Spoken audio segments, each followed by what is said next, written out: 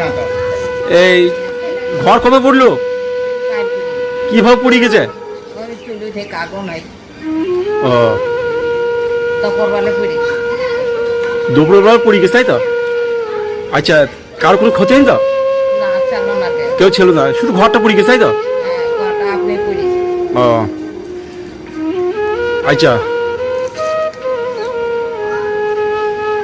এই ঘরটা পড়ে গিয়েছিল, হ্যাঁ, সেই মাসে কেউ ছিল না তো।